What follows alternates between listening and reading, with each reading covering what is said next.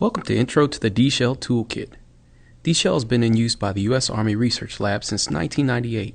It currently contains over 20 decoder modules. These modules are Linux program tools which the Army has been using to analyze suspicious network traffic captures. Dshell is now open source, which means that the Internet community is able to use it and contribute new modules. Installing Dshell is as simple as loading the Python files and running the makefile. All the instructions are included in the README file within the Dshell package. We'll begin launching into Dshell by running /Dshell from the appropriate directory. Since we saved our Dshell components in the home directory, we can execute from there. As we mentioned previously, Dshell has several unique modules available, from detecting failed connection attempts to searching on snort rules, to all the usual perks of performing analysis via Linux commands such as scriptability, simple design, and simple interface. We'll begin with some of the more basic commands in Dshell. Decode H will display common command line flags used within Dshell. If we run Decode L, we can see a listing of all the modules currently available in the Dshell Toolkit. The results show us a listing of each module's name, description, and applicable command. Decode-D displays information on specific modules. As an example, we'll look at the information for the DNS module. As you can see, we get a brief description of what the tool actually does. Now that we've seen some of the more basic commands, let's run a few of the modules available in the toolkit. There are two separate PCAPs we'll be using in this example. One is a capture of a user being linked to a crypto-walled malware notification, and the other is a capture of some basic HTTP traffic. Both of these files are in the Dshell folder. We'll start off with the HTTP capture. The first module we'll look at will be the follow stream module.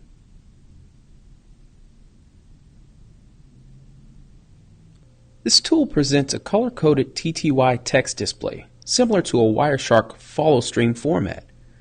The red in this example represents outbound traffic from our user, while the green represents inbound from the distant end. If we wanted to export this follow stream display, we could easily add -o filename .html to our original command, and it will export the display into HTML format to our Dshell folder.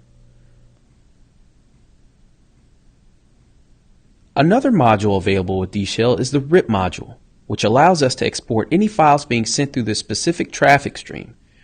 This particular packet capture contains a transmission of a .png file. We can export the PNG file itself with ease. No need for file name or file type.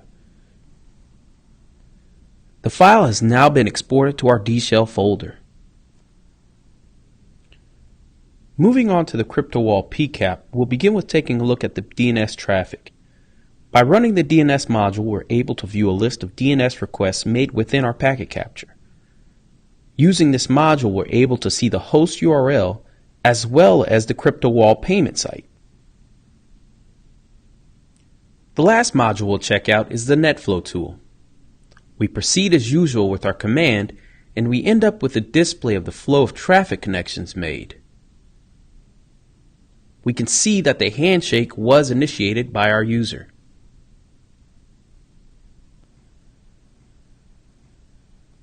As you can see, Dshell provides several capabilities that are available through other applications, such as Wireshark, but Dshell is different because it introduces these tools in a Linux command line environment.